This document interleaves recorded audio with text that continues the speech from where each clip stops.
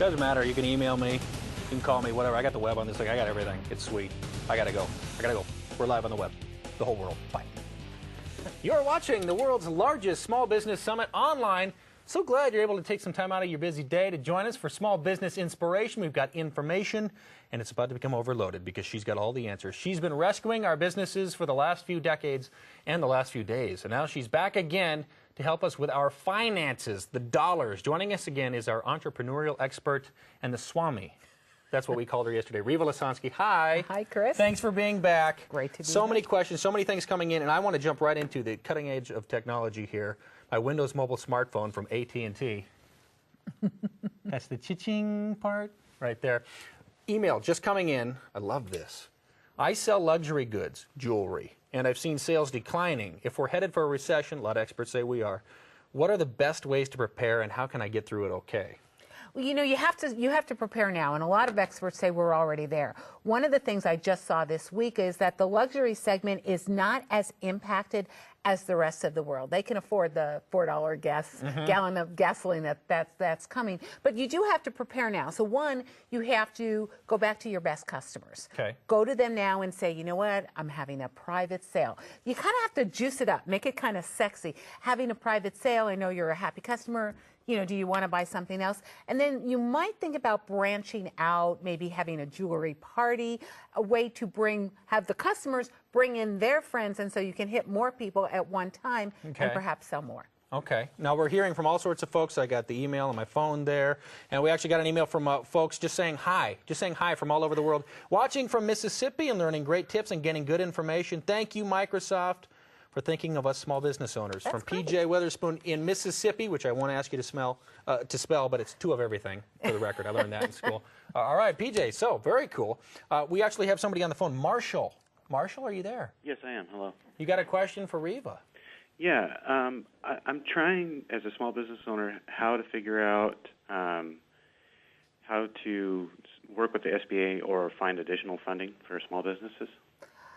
There's a misperception out there that the SBA actually loans money, and they don't. What the SBA does is they guarantee a certain percentage of the loan that the bank makes. So you have to go out in your town and find an SBA lender. Now, there are certain banks that are called SBA preferred lenders, and they can make the decision right then and there. They give you the money. The SBA is backing that at about 70%. So if you fail, the SBA is paying the bank back. It's easier to get money from a bank that way.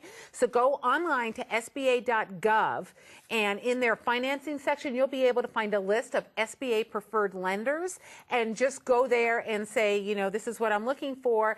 And you may have to try 1, 2, or 3 banks before you hit one that says, yes, you know, I'm willing to make that loan and get with the SBA, but just keep trying, because it's a good program, but you still have to have a lot of collateral in your business. It's not necessarily easier.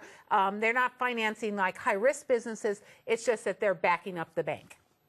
Okay. Very cool. Good information. All right. Another email I see coming through here right now on my Windows Mobile smartphone from AT&T. Not a text, an email. That's what I'm checking right here. I'm looking to start up a new company soon, but I'm nervous about approaching investors. That makes sense. What tips do you have me to prepare for it, and what can I expect to happen? Well, you know what? It really depends on what your business is. 80%, and I think a previous guest said that as well, 80% of all startups are self-funded. Funded by yourself, your friends, your family. A lot of people do it on credit cards, kind of scary, but I've met a lot of people who that's how they did it and were able to pay their card back, you know, credit card advances. But if you're going out there, if you're going to a VC firm, you have to make sure that your business plan is completely buttoned up and that you have an idea that is going to make a lot of money fast. Because if you don't, they're not even going to talk to you. Okay. There are angel investors out there. Right. There's a place online. I'm a member of the board of directors, so I want to say that. Sure. It's called Active Capital.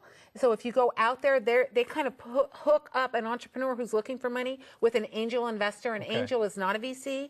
It's not the fast hit that they're looking for, and they sort of are a matchmaking service. And if somebody doesn't know what an angel is, we've said that buzzword a couple of times today, and they're going, "What's an angel? What's an angel?" An angel is someone who's made a lot of money and wants to maybe contribute contribute, whether it's a Gotcha. loan or equity, but they're not looking for the fast hit like a VC would be. They're not looking to take over your company.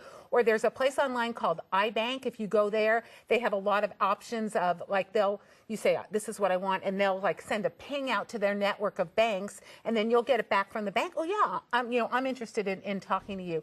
It's hard for a startup to get money, so just constantly you've got to. You know what I did? I just started my business as I told you. I just said, okay, who do I know who has a little bit of money? And I just started calling friends and family. I hit my cousin up for some. I hit my friends up for some. And you can, if you do it in little bits and pieces, you can do it that way The too. days of caller ID, they go, uh-oh, it's Rieva. Yeah, She now probably wants money. Isn't she starting a business? The word spread. We're done. Okay. Now, this isn't the voice of an angel, but it will be coming from overhead. Rick is on the phone. Rick, you have a question. Rick, I hear you. Hi there. What can we do you for? Hey, we're in the process of moving from a startup into our building phase, and I'm trying to make practical movements based on our financial ratios that we get and our reports that we're pulling, and trying to turn that into practical knowledge. Does that make any sense? Trying to make adjustments based on what we're reading.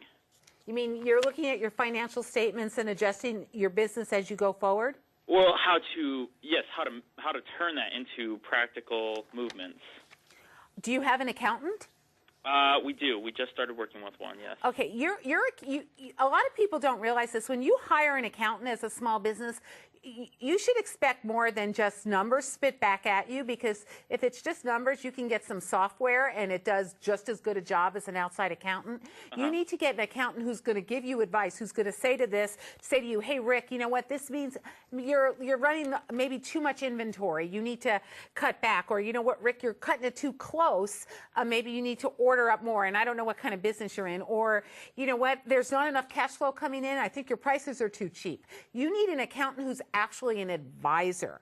And because you're busy running your business, you can't really read the bottom line in numbers. And there's a lot of information hidden in your financials, like, am I charging enough money? Am I paying myself too much money? Is rent too much? Look, you have to look at all that, and you have to delve into it, and you don't really have time, and that's why you need your accountant to do that for you. And if that's not what you're getting, you need to get a new accountant. I hate to be harsh, but you do. All right. Good luck, Rick. Thank you. We're getting a lot of instant messages, a lot of emails that I'll boil down almost one main theme from three different people saying, I'm starting a nonprofit business. What's the best way for me to fundraise?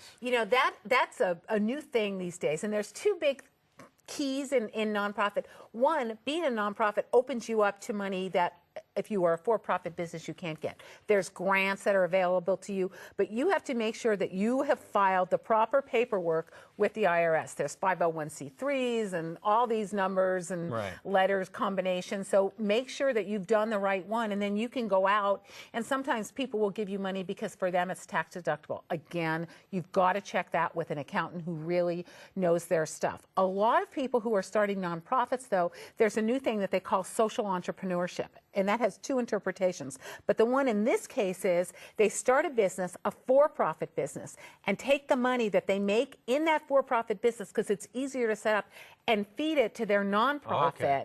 And that way you can sort of feed the business you love money without worrying about, okay, I'm not doing this right. There's so many rules and regulations. So look into that route as well. And then as a nonprofit, if it's in a certain area, go find people who've given money in that area, who are very philanthropic, maybe if it's in the arts or in childhood education, and go where they go to meetings, hit them up. Very cool. All right, John is joining us on the phone in Milwaukee. John, question. Yes, sir.